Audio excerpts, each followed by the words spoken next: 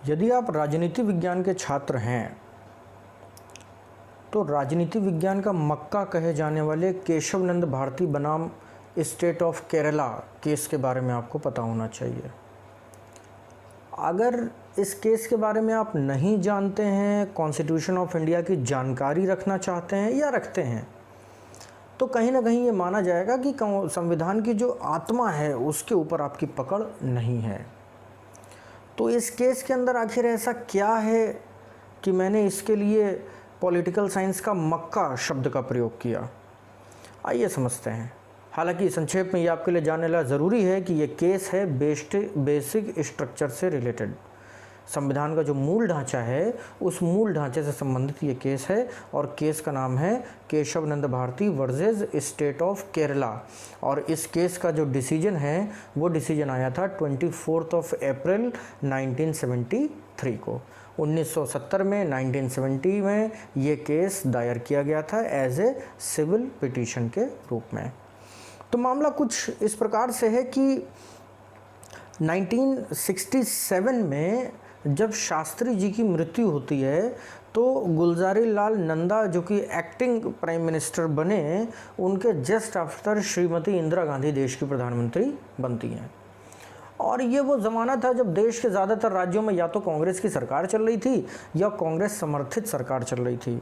इंदिरा गांधी एक बहुत ही बेहतरीन प्रधानमंत्री थीं, एक सख्त प्रशासक थीं, लेकिन कहीं ना कहीं अपनी तुनक मिजाजी के लिए भी कुख्यात थीं, कहीं ना कहीं अपने तानाशाह रवैये के लिए भी कुख्यात थीं। और इसी क्रम में दक्षिण भारत के 2 राज्यों में एक कानून लाया जाता है, लैंड एक्विजिशन एक्ट। ये कानून के बारे में ऐसा कहते हैं कि ये कानून कॉन्स्टिट्यूशन ऑफ इंडिया के आर्टिकल नंबर 26 का वॉयलेशन था।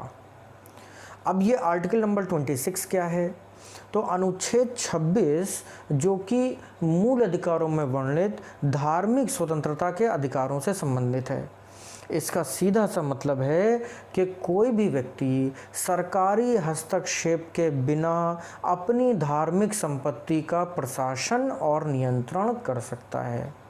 Every person who have its own religious property can manage itself without any restrictions of the government। सीधी सिंपल सी बात है। लेकिन ये लैंड एक्विजिशन एक्ट जो कि केरला के अंदर और एक और राज्य के अंदर आया, उसमें कुछ ऐसे प्रोविजंस थे, ऐसे प्रावधान थे जो किसी व्यक्ति को अपनी धार्मिक संपत्ति का प्रशासन करने से रोकते थे।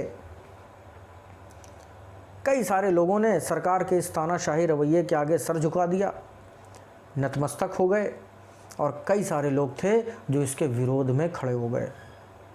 लेकिन एक शख्स जिसने इस कानून का सबसे ज़्यादा विरोध किया, सरकार की आंख में आंख डालने की हिम्मत करी और सरकार के खिलाफ हाईकोर्ट में एक सिविल पिटीशन दाखिल की, उस व्यक्ति का नाम था स्वामी केशव नंद भारती। और केशव नंद भारती के बारे में कहा जाता है कि वो ये सरकार को समझा देना चाहते थे कि ये देश डेमोक्रेसी से चलेगा, लोकतांत्रिक मूल्यों से चलेगा, मूल अधिकारों की सर्वोच्चता से चलेगा, ना कि तानाशाही से चलेगा। मामला पहुंचता है हाई कोर्ट में, और हाई कोर्ट में जो पिटीशन दाखिल करी गई state of Kerala versus Kesavananda Bharati वाले केस में, इसमें पिटीशन में केशव नंद भारती सिर्फ एक प्रश्न पूछते हैं और वो प्रश्न था आर्टिकल 26 से रिलेटेड। अनुच्छेद 26 जिसके बारे में मैंने आपको अभी बताया कि वो भारत में रहने वाले किसी भी व्यक्ति को, किसी भी नागरिक को यदि कोई धार्मिक संस्था का संचालन, प्रशासन और नियंत्रण करना चाहता है तो उसकी स्वतंत्रता देता है बिना किसी सरकारी हस्तक्षेप के, विदाउट एनी गवर्नमेंट इंटरफेरेंस। तो आखिर सरकार का ये कानून क्यों ऐसा कर रहा है कि हम अपनी धार्मिक संपत्ति पर प्रशासन और नियंत्रण नहीं कर सकते? सीधी सी बात है कि यहाँ पर 2 केसेस बनते हैं। पहला केस बनता है सरकार की तानाशाही पर और दूसरा केस बनता है फंडामेंटल राइट्स के वॉयलेशन पर, मूल अधिकारों के हनन पर। मूल अधिकारों के हनन का ये मामला जब केरला के हाई कोर्ट में पहुंचा तो काफ़ी सारे विवादों के बाद इस केस में एक ऐतिहासिक फैसला दिया गया। और वो ऐतिहासिक फैसला मैं बताने से पहले आपको ये बता देना चाहता हूँ कि भारत के संविधान की इस समय क्या स्थिति थी। देखिए ऐसा है कि यदि आप भारत के संविधान को पढ़ें तो आर्टिकल नंबर 368 अनुच्छेद 368 इस बात की स्पष्ट व्याख्या करता है कि भारत में संविधान संशोधन कैसे किया जाना चाहिए। संविधान संशोधन की इस परिभाषा में कहीं भी ऐसा नहीं लिखा है कि सरकार किसी भी तरीके से बाध्यकारी है संविधान संशोधन करने के लिए, या संविधान के अंदर, कॉन्स्टिट्यूशन ऑफ इंडिया के अंदर ऐसा कोई पर्टिकुलर पार्ट है जिसमें अमेंडमेंट नहीं किया जा सकता। ऐसी कोई बातें नहीं लिखी हुई हैं। कहने का अर्थ ये हुआ कि भारत के संविधान के किसी भी भाग में संशोधन करने का अधिकार सरकार को है, संसद को है, पार्लियामेंट को है अंडर आर्टिकल 368। लेकिन क्या सरकार को 368 के अंतर्गत ये भी अधिकार है कि वो संविधान के मूल ढांचे से खिलवाड़ कर सके, संविधान की आत्मा से खिलवाड़ कर सके, किसी व्यक्ति के फंडामेंटल राइट्स को वॉयलेट कर सके, किसी के मूल अधिकारों से खिलवाड़ कर सके? क्या ये भी राइट सरकार को बनता है? बस यही इस केस की मुख्य जड़ है, या यही इस केस का मुख्य झगड़ा है। जैसा कि मैंने अभी आपको बताया कि इस केस में वैसे तो कोई दम नहीं है, लेकिन जब बात कॉन्स्टिट्यूशनल स्ट्रक्चर की आ जाती है तो फिर केस में दो फाड़ हो जाती है। और भारत के इतिहास की अब तक की सबसे बड़ी कॉन्स्टिट्यूशनल बेंच इस केस में बनाई जाती है, जिसमें बैठे 13 जज। विश्वास मानिए 1973 के अंदर 13 जजों का कोर्ट में एक साथ बैठना बहुत बड़ी बात थी, आज भी बहुत बड़ी बात है, और ना आज तक 13 जज कभी बैठे हैं। 13 जज बैठकर किसी एक फैसले को सुन रहे हैं, और वो भी जब डिसीजन आया तो 7 और 6 के बहुमत से आया, यानी कि माइनर मैंडेट आता है यहाँ पर। ऐसा नहीं है कि 12-1 से डिसीजन आता है या 11-2 से डिसीजन आता है, 7-6 से डिसीजन आता है। इसका मतलब ये है कि आधे से केवल एक ज़्यादा जज एग्री कर रहे हैं, बाकी सारे के सारे डिसएग्री कर रहे हैं। Kesavananda Bharati versus state of Kerala का जो डिसीजन आता है, उस डिसीजन में स्वामी केशवनंद भारती की जीत होती है, स्टेट ऑफ केरला की हार होती है। उन्हें अपना लैंड एक्विजिशन कानून वापस लेना पड़ता है। लेकिन what was the decision declared on 24 अप्रैल 1973? वो डिसीजन क्या था? उस डिसीजन को कहते हैं basic structure theory. Kesavananda Bharati case का जो निर्णय है, उसी निर्णय को हम लोग संविधान के मूल ढांचे के सिद्धांत के नाम से जानते हैं। और संविधान का ये जो मूल ढांचा है, ये राजनीति विज्ञान के छात्रों के लिए मक्के के जैसा है। यदि आप भारत के संविधान का मूल ढांचा नहीं जानते तो संविधान पढ़ने से कोई लाभ आपको नहीं होने वाला है। अब ये मूल ढांचा है क्या? तो इस मूल ढांचे को आप सिर्फ एक सरल भाषा में समझ लीजिए, और वो सरल भाषा ये है कि भले ही सरकार को संविधान के किसी भी भाग में संशोधन करने का अधिकार है, किंतु सरकार संविधान के मूल ढांचे से खिलवाड़ नहीं कर सकती है। और मूल ढांचे का मतलब है वो ढांचा जिसकी बुनियाद पर भारत का संविधान खड़ा है। तो वो कौन सी बुनियाद है जिस पर भारत का संविधान खड़ा है? भारत का संविधान खड़ा है हम भारतवासियों की आत्मा की बुनियाद पर। किसी भी देश का संविधान उस समाज में रहने वाले लोगों की मान्यताओं, रूढ़िवादी परंपराओं, लोक परंपराओं, उनकी आदतों, उनकी जलवायु के आधार पर ही तय होता है। तो बस यही सारी चीज़ें भारत के संविधान का मूल ढांचा है।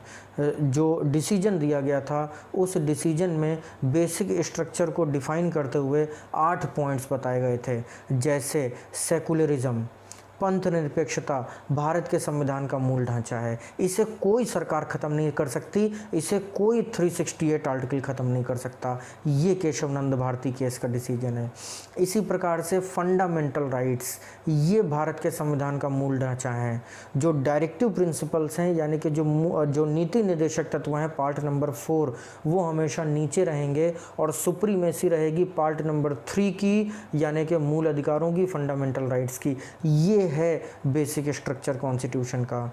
जुडिशियल ऑटोनॉमी होगी इस देश में, यानी कि जो न्यायपालिका है उसे काम करने की पूरी आज़ादी होगी, उसके कामों में कोई भी हस्तक्षेप नहीं करेगा। ये है मूल ढांचा भारत के संविधान का।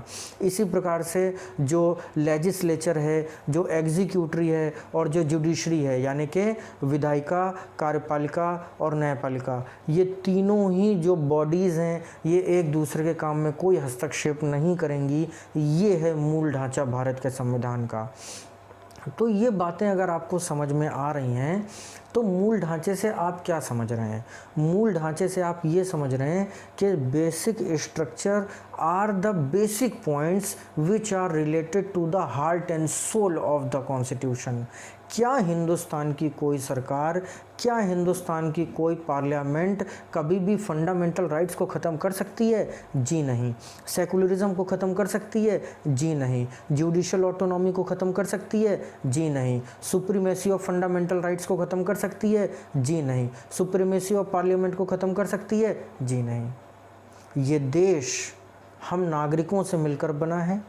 हम नागरिकों की आत्माओं में, हमारे हृदय में ये देश बसता है और इस देश का संविधान जो है वो हमारे चरित्रों में परिलक्षित होता है।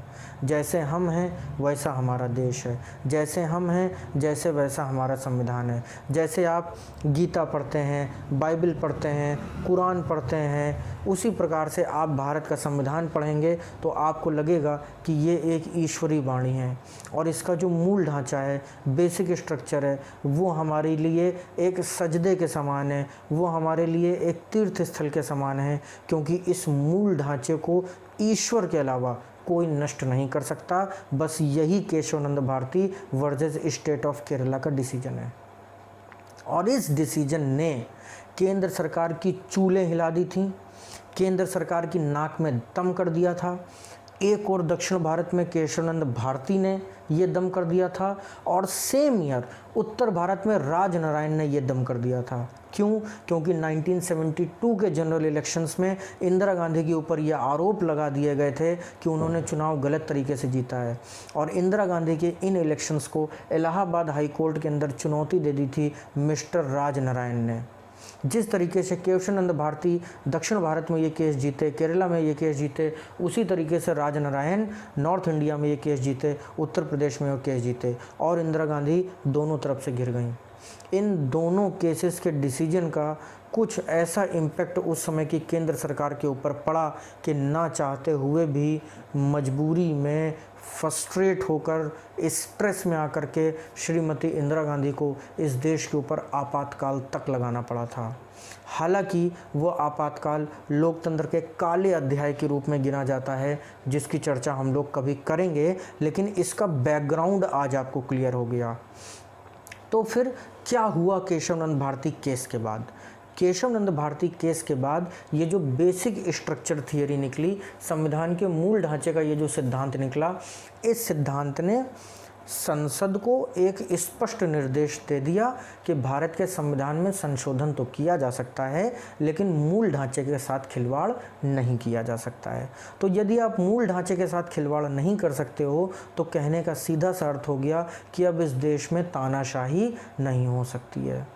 आगे चल के ये मामला रिव्यू पिटीशन के फॉर्म में सुप्रीम कोर्ट में गया और सुप्रीम कोर्ट ने हाई कोर्ट के इस मुहर पे, हाई कोर्ट के इस डिसीजन पे मुहर लगा दी और इस प्रकार से ये केशवानंद भारती का केस आज़ाद भारत के इतिहास में न्यायपालिका के इतिहास का सर्वोच्च मुकदमा बन गया।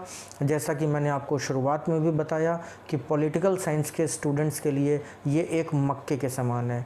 मैंने संक्षेप में ये केस आपको बताने का प्रयास किया है, लेकिन ये केस एक ऐसे रस के समान है कि इसको जितना ज़्यादा आप पढ़ेंगे उतना आप इसमें से नया नया पॉइंट सीखेंगे। तो आज की चर्चा हम लोग यहाँ पे समाप्त करेंगे। अब केशवानंद भारती के बाद हम लोग राजनारायण की चर्चा करेंगे और फिर समझने की कोशिश करेंगे कि भारत पे ये आपातकाल आखिर किन परिस्थितियों में लगाया गया था। ठीक है, चलिए, जय हिंद।